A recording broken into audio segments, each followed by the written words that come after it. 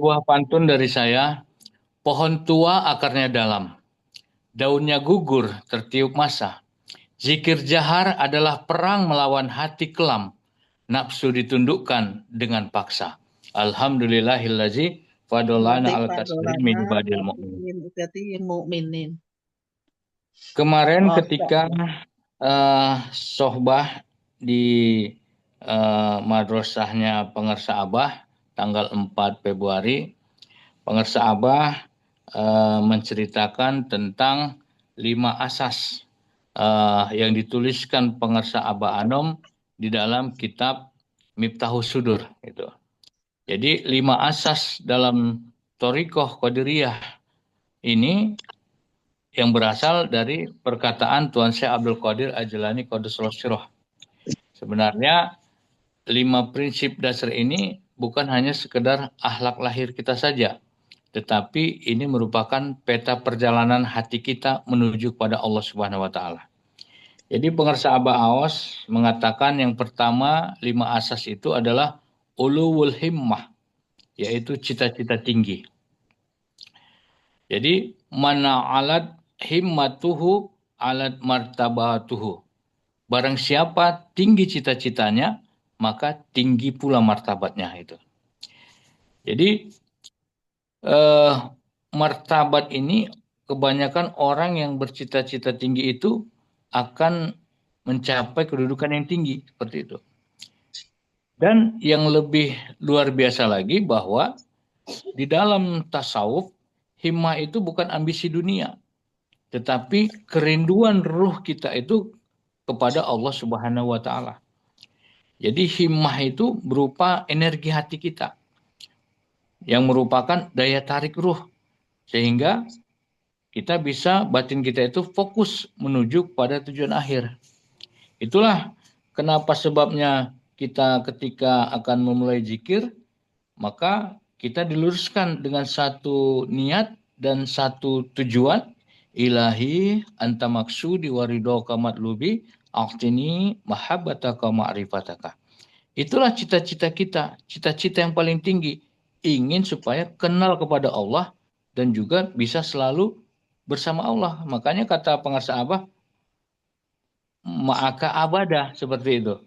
Jadi bisa selalu berkekalan bersama Allah Subhanahu wa taala itu.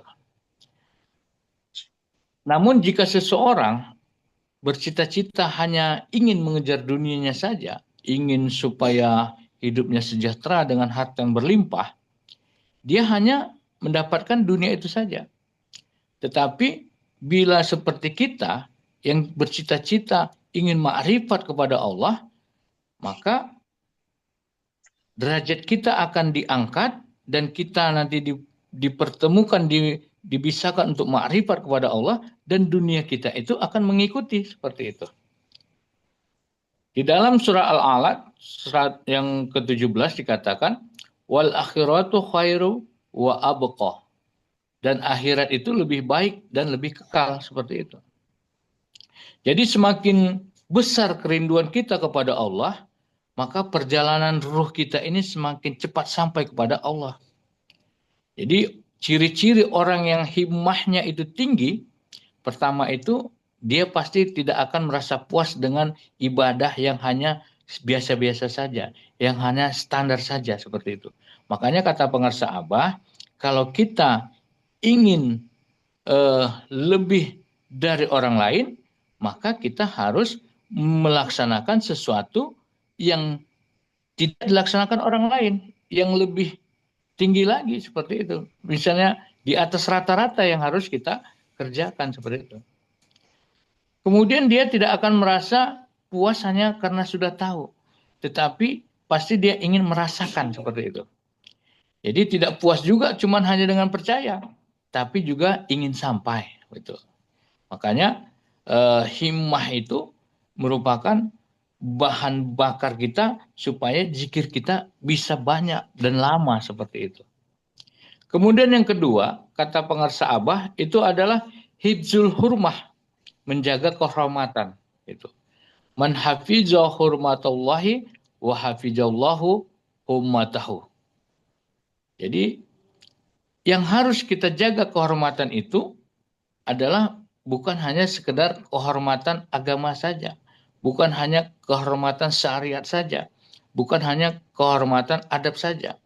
Tetapi ada yang lebih tinggi lagi, yaitu hurmah itu adalah kesucian hubungan kita dengan Allah Subhanahu wa taala. Jadi kita menjaga hurmah itu berarti kita menjaga hati kita untuk tidak lalai dalam menyebut nama Allah. Menjaga hati kita itu dari berbuat maksiat. Menjaga adab kita kepada guru kita, Tuan Syekh Muhammad Abdul Ghawsiful Maslun. Dan juga kita menjaga waktu kita dalam melaksanakan ibadah. Makanya pengarsa Abah selalu menganjurkan kepada kita, kita itu kalau keluar rumah harus berwudu dulu. Jangan keluar rumah kalau tidak ada wudu. Kenapa? Karena persiapan untuk melaksanakan sholat.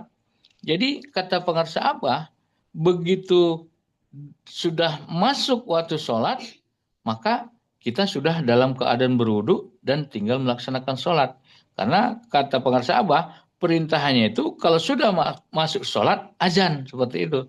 Bukan perintahnya masuk waktu sholat, wudu, bukan gitu. Nah itu. Jadi sangat cerdik sekali pengarsa Abah membimbing kita supaya kita benar-benar pada jalur yang tepat menuju kepada Allah Subhanahu wa taala itu. Jadi siapa yang menjaga Allah dalam hidupnya, maka Allah pasti akan menjaga hidupnya juga, seperti itu. Jadi dalam sebuah hadis Tirmizi, diriwayatkan oleh Tirmizi, Rasulullah SAW bersabda, jagalah Allah, maka Allah akan menjaga kamu, seperti itu. Jadi kalau kita menjaga hubungan kita dengan Allah, pasti Allah akan menjaga kita juga.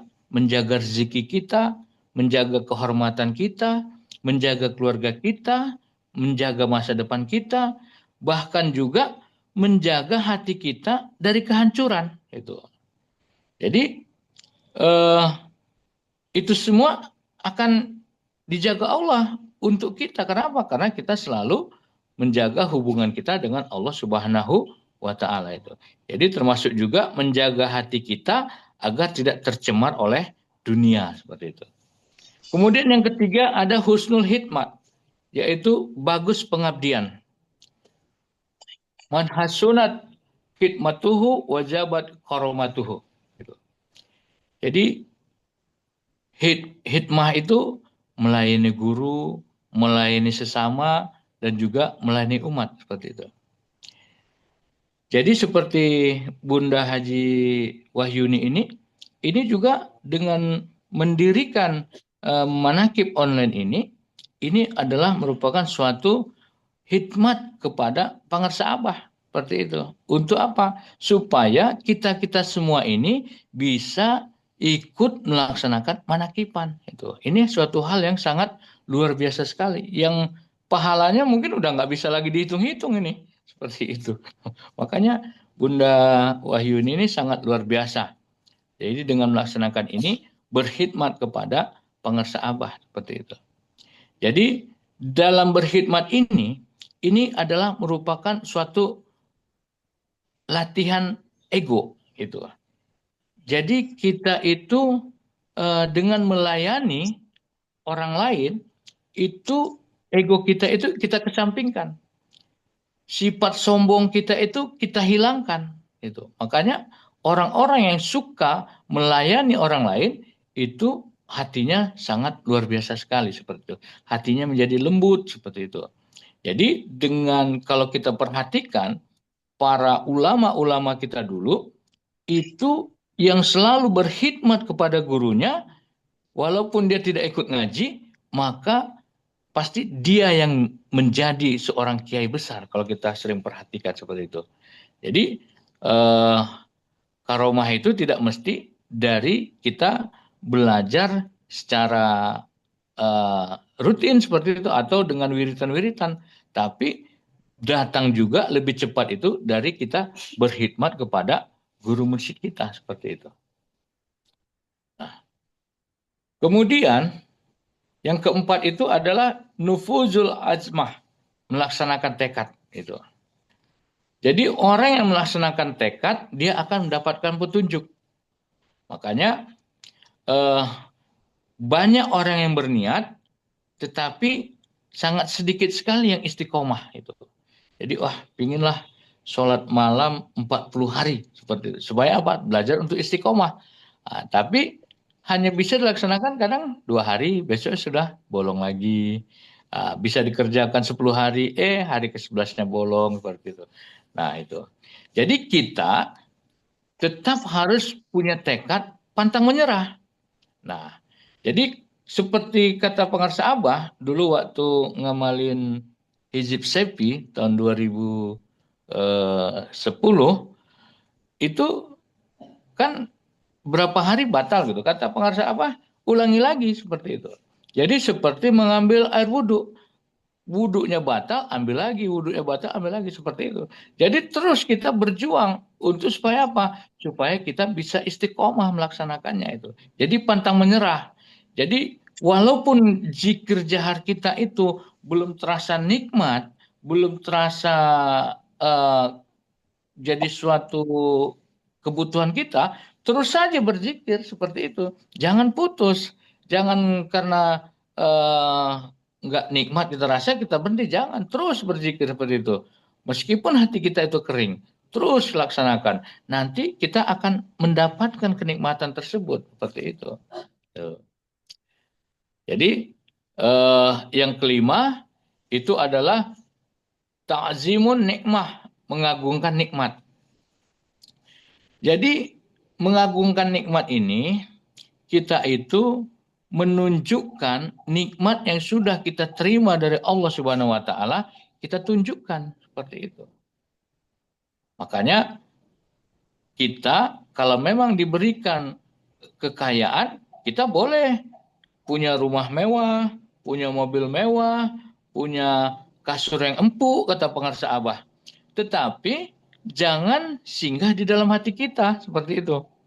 Nah, itu. Jadi walaupun kita punya kemewahan, tapi kita tidak merasa mempunyai, karena itu adalah kepunyaan Allah Subhanahu wa taala. Jadi boleh kita makan yang enak-enak, tapi jangan lupa berzikir, kata pengarsa Abah itu. Tuh. Jadi makanya nikmat yang terbesar itu bukan harta, tapi kata pengarsa Abah, nikmat yang paling besar itu adalah nikmat zikir, seperti itu. Jadi kadang kita lupa bahwa Allah sudah memilih kita untuk bertemu dengan seorang guru yang mursyid, yang kamil mukamil, yang mentalkinkan zikir ke dalam kalbu kita, tetapi kita lupa, tidak kita amalkan, menjadi suatu sia-sia, seperti itu. Makanya sebenarnya itu merupakan sudah suatu nikmat dari Allah, kita dipertemukan dengan pengarsa Abah. Itu. Jadi seharusnya kita menyadari bahwa kita ini adalah orang-orang yang sangat beruntung, yang memang dikasihi oleh Allah, sehingga kita diberikan zikir dari seorang guru yang mursyid. Nah itu. Jadi kesimpulannya bahwa di dalam 5 asas ini tadi, himmah itu adalah membangkitkan kerinduan kita, hurmah itu menjaga hubungan, hikmat itu membersihkan ego kita, azma itu istiqomah, dan syukur itu membuka pintu rahasia itu. Jadi barang siapa yang bisa mengamalkan yang 5 ini, maka hatinya itu akan menjadi hidup dan zikirnya akan terasa manis, sehingga jalan menuju Allah akan semakin dekat. Itu saja yang dapat kita sampaikan. Wabillahi taufiq wal hidayah. Wassalamualaikum warahmatullahi wabarakatuh.